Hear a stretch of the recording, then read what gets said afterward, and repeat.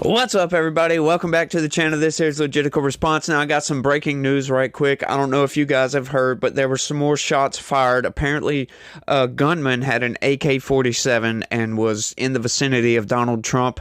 Apparently, Secret Service agents shot at the guy. He dropped the gun and took off running, and they chased him and caught the guy, but we're not sure exactly what happened. Trump is safe, though. He hasn't been shot at technically. There was just a gunman in the general vicinity of Donald Trump. Hadn't taken any shots. We're not completely sure what's going on with this, if the guy was intending to go to the golf course in West Palm Beach to kill Donald Trump. We are not sure about that whatsoever. But once again, when we get further details, I will keep you guys updated on that. And we got another debate coming up. We got Destiny going off on his insanity. I don't know what is gone wrong with Destiny. He used to be a pretty good guy. You know, he was a lefty, but he was somebody where, okay, we can agree on the facts, but opinions about how to proceed, blah, blah, blah, you get it. But now he's just gone some insane mode. I'm not sure what the hell he's thinking, but let's go ahead and get into it right quick before I rant on too long about Destiny. Says, I'm going to vote for Kamala Harris. And rather than renounce that endorsement with great speed, which is what she should have done if she had any principles, she issued a statement saying, I'm proud to receive Dick Cheney's endorsement. What happened to the 24 years of Dick Cheney's the most, according to Joe Biden in 2008, the most dangerous vice president in the history of the United States, is what he said about Dick Cheney. And here's his own vice president saying how proud she is to get that endorsement. Do you feel a sense of pride? Endorsements are one way. He endorsed her. I mean, it represents some segment of the Republican Party that's obviously dissatisfied with trying to re-elect a traitor, an insurrectionist. Would you be proud if Dick Cheney endorsed you?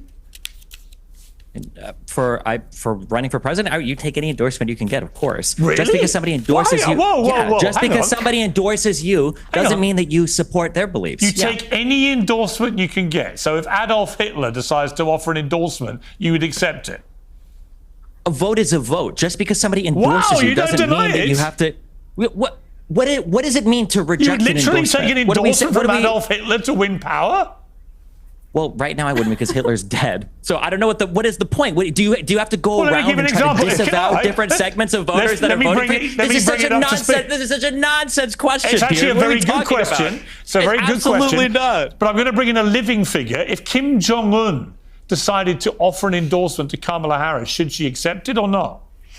When you say accept an endorsement, should she have a formal ceremony celebrating it? If Kim Jong-un today said, I endorse from North Korea Kamala Harris to be president of the United States, would you think she should accept that? Tell me what you mean when you say accept it.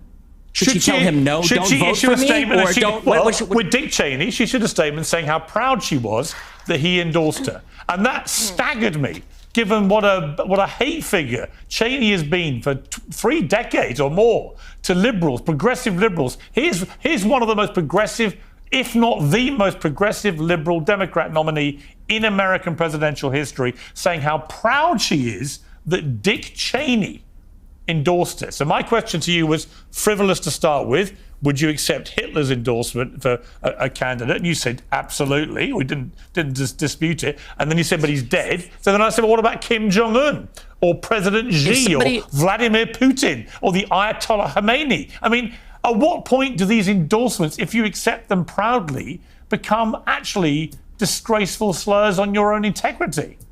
This is a nonsense question. And I remember back in 2008, I watched Ron Paul get hit with the same question. When I was a young college kid, I used to be a libertarian. I think it was some KKK organization or something that came out. They supported Ron Paul. And people were saying, Ron Paul, do you disavow the endorsement from the KKK leader?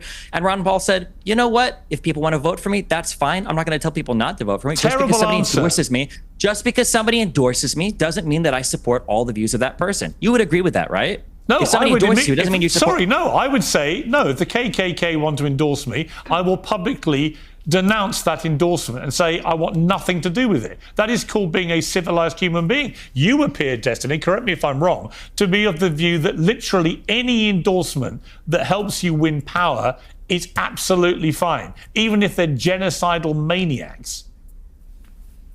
I don't know if I would consider Dick Cheney to be a genocidal maniac. He was literally if somebody wants to vote for you. He literally was called that when they called him Darth If somebody Cheney. wants to vote for you, this is an absurd standard. If somebody wants to vote for you, then allow them to vote for you. If their fans want to vote for you, then allow them to vote for you. Why would you sit here and fight against an endorsement for a vote? Well, okay, let me go to somebody who actually... Okay, so this argument that endorsements don't matter whatsoever, generally speaking, yes, when somebody from your own party endorses you or a celebrity endorses you, yeah, that kind of doesn't matter all that much, speaking generally. But when you have cross-party lines here, you got Republicans endorsing Democrats over here, especially these specific Republicans. These endorsements do speak a lot. That tells me, and that tells most people, that, look, okay, Dick Cheney, a warmonger, somebody that helped to propagate a war that was totally unnecessary, that they lied to the American people about, right? A warmongering party endorsing Kamala Harris, right? What Destiny said, okay, just because somebody endorses you doesn't mean that you believe everything that they believe. This is true. But what it does say is that some of their beliefs you do believe, because if you are proud, and that's the whole linchpin of this whole thing. She come out and said she was proud of this endorsement, right? Like, you can get endorsed by the KKK and be like, yeah, whatever. No, I don't believe in none of that. That's what you would come out and say. You wouldn't be proud of that endorsement. And to say that you would be okay with being endorsed by Kim Jong-un or Hitler or any of these figures, that's insane, Destiny, by the way. Like, no, that is a stain on your reputation, for crying out loud. That is what that is. That is a stain on the Kamala Harris reputation, because if she was trying to separate herself from the establishment, this does not do that. This does not do that at all. And endorsements, when it comes to something like this, where you have a very stark difference in ideologies here, right? Very stark difference from Dick Cheney to Kamala Harris.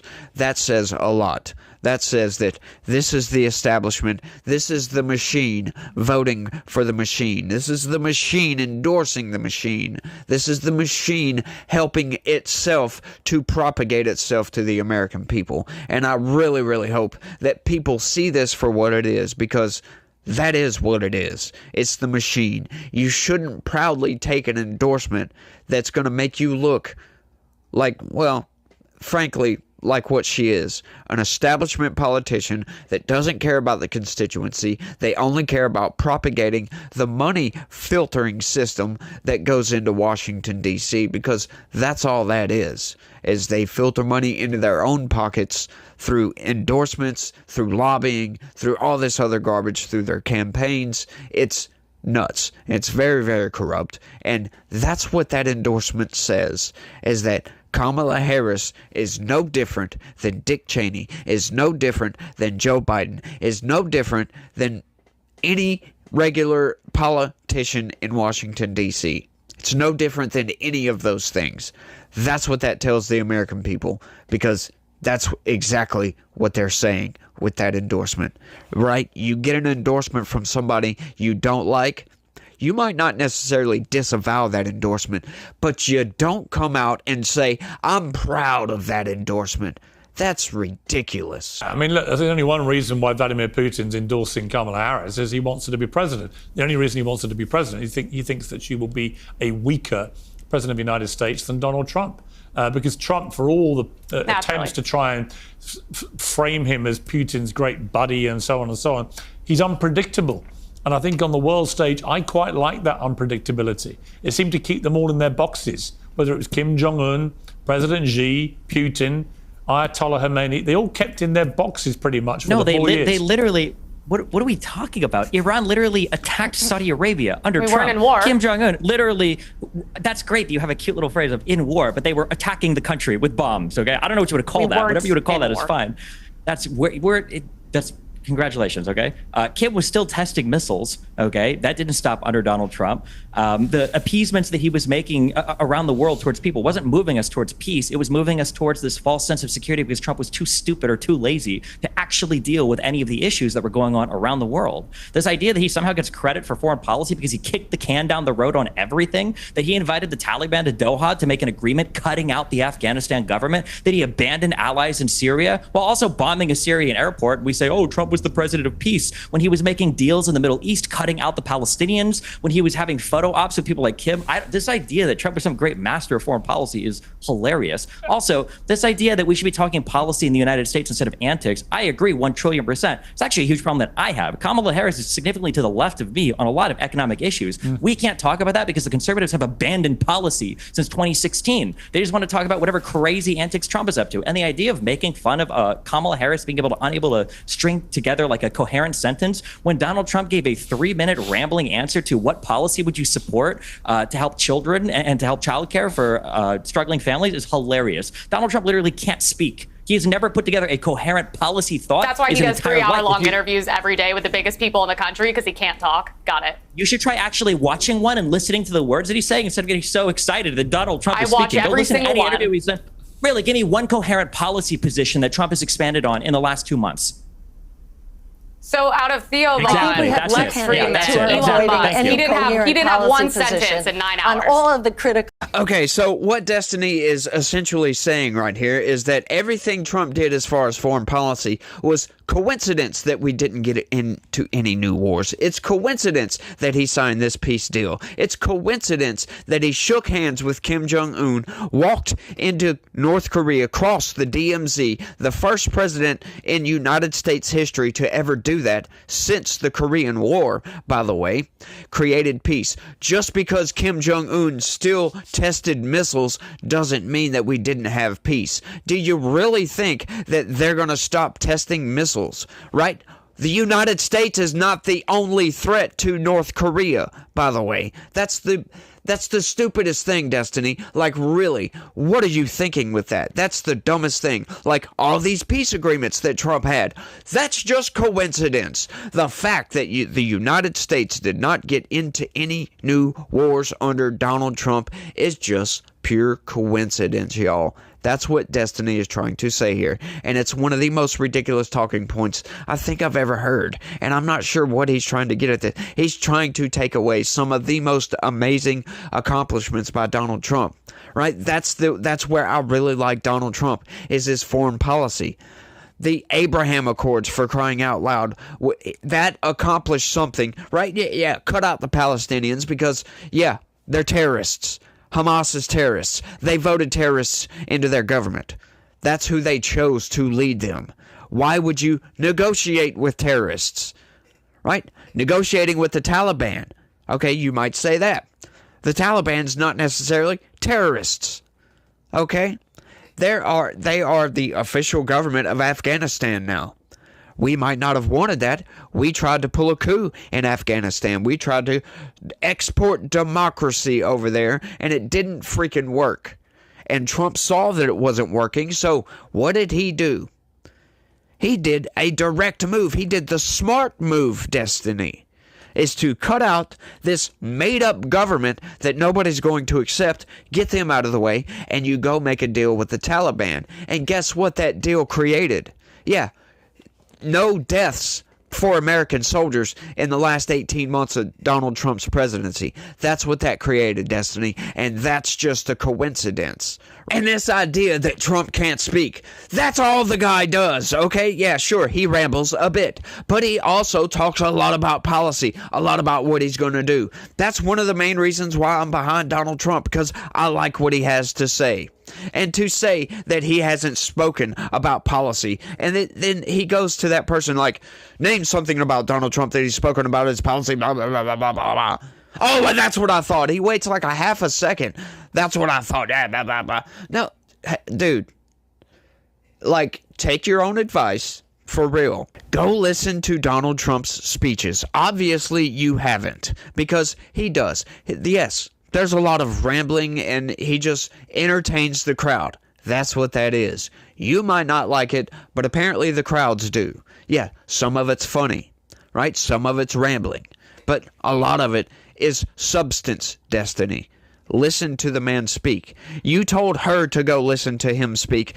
You should go listen to him speak and listen to where there is substance, because, yeah, it's all mixed in. You got to listen to the whole thing to get everything, but there is substance. You can go to Donald Trump's website and see Agenda 47.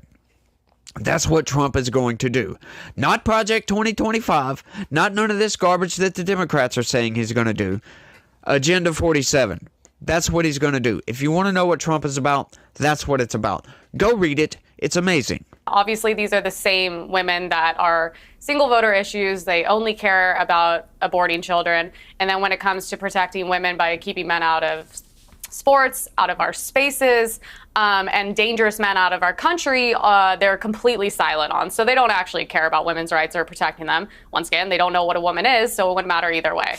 And yeah, I just think it's funny that the morally superior liberals are so quick to be like, Trump's a felon, he's a bad guy, and all these things. Yeah, you know, and they're like, no, felons should be able to vote and do all these things. They're like, unless it's Donald Trump. But George Floyd was apparently an amazing person, so. Well, George Floyd was brutally murdered by a police officer who was convicted of brutally murdering him. And unfortunately, we saw it all on a cell phone. Otherwise, it would have probably never been reported. I can see you shaking your head there, Destiny. Do you want to say this something? happens all the time. Whenever you debate conservatives, I mean, it's happened here. I've seen it happen in other places. It'll be like, here's the standards for, Republican lawmakers. And then they'll point to like people on Twitter on the other side. Like, well, what about that person? Well, I don't remember voting for George Floyd for president or nominating him for president. The idea that that's your basis of comparison, like, oh, you've got a problem with Donald Trump. Well, what about George Floyd? It's just such a hilariously telling, I think, example. Well, let me ask you a difficult question. Well, he was also a criminal that overdosed, but that's another situation. That still doesn't get him any closer to being nominated for president of the Democratic Party. I don't understand what the comparison is for. It's just funny to have different standards. You're like, this is fine, but this isn't fine. That's the whole point of that. You don't need to read that deeply into it. It's not that big of a deal. It's funny to have different. Do you have different standards for different people? Isn't that the point, to have different standards for different people? Like, yeah. The point is, I know, once again, that's a joke. It goes far over George Floyd. They liberals' put heads. him on murals. They have tattoos. People have tattoos of George Floyd. They uplift him as this amazing, heroic individual. And the point that she's making is less about George Floyd being president. It's the way that they degrade Donald Trump. Because yes, it is not a glorious thing that we have a presidential candidate who has felonies on his hands, but what is more her point that she's making here is that they are degrading him, making it seem like he's this awful person, like he is the worst person to ever walk this earth. But then George Floyd, who has this terrible rap sheet, he is uplifted to the heavens by the left. So it's not about him being president.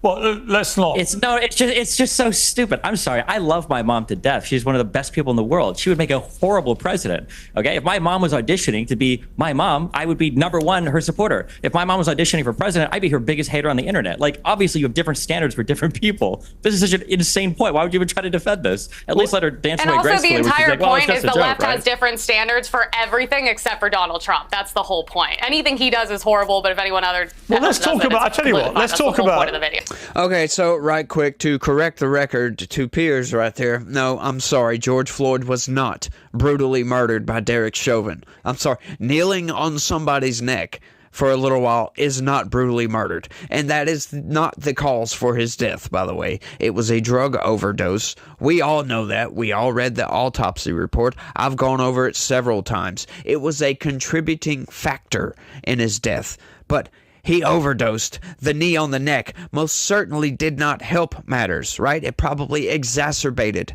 the situation. But that is not the cause of his death, and it most certainly was not brutal. Yeah, but see, Destiny's totally missing the plot here. He's completely missing it. They're not comparing George Floyd to Donald Trump as presidential candidates, for crying out loud. That's not what the comparison is. The comparison is not for the people themselves. The comparison is for the reverence for a criminal and the disdain for a different criminal.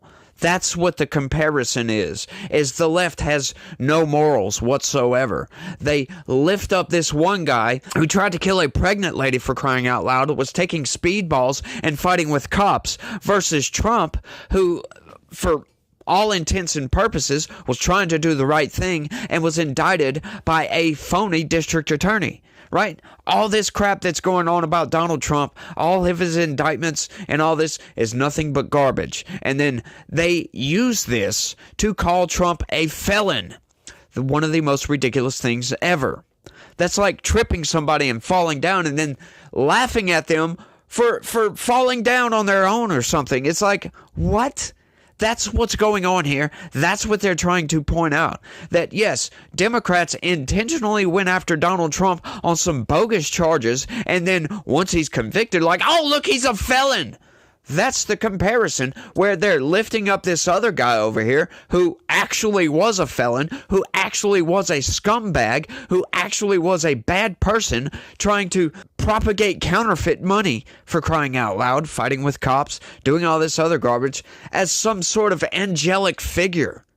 It's insane that Destiny is trying to say, oh, but they're trying to compare George Floyd as a presidential candidate. Well, I never voted for George Floyd. He never ran for office. No, Destiny, you're totally missing it, dude. You are completely missing the plot on this one, and you should be a lot smarter than that to be able to pick up what they're putting down right here and to see what's really going on. The blatant hypocrisy coming from the left, because that's all you guys have. It's blatant hypocrisy. Yeah, it's just insane to me that Destiny can't pick up on the cues that's going on right here. I mean, they're blatantly telling him, look, it's not about the comparisons between the two people. It's about the blatant hypocrisy coming from the left, right? And Destiny always does this. I've seen many debates by Destiny, and anytime there's some sort of hypocrisy pointed out, he tries to say, oh, well, this is not an apt comparison. Blah, blah, blah, blah, blah. It's just one of the most ridiculous things. It's the mental gymnastics going on here. Like, I don't think he's that stupid to think that they're trying to compare George Floyd to Donald Trump as presidential candidates. Like, I don't really think he's that stupid. He's having to use mental gymnastics to try to destroy the argument, which doesn't work, by the way, because obviously it's making him look dumb. It's making him look really dumb, in my opinion. But that's what, the left has to do. They don't have logic on their side 90% of the time. So, yeah, they have to use mental gymnastics and all these other tactics to try to win a debate. That's just how it is with the left, because they have gone insane totally. And it just blows my mind that Destiny is still he's like even further going into the left for some reason, and it makes no sense to me, but I think I've rambled on for long enough on this one. I want y'all to let me know what y'all think about all this down in the comment section. That's all I got for this one. I want to thank everybody for watching, and y'all try to have a good day. Stay legitical. Peace.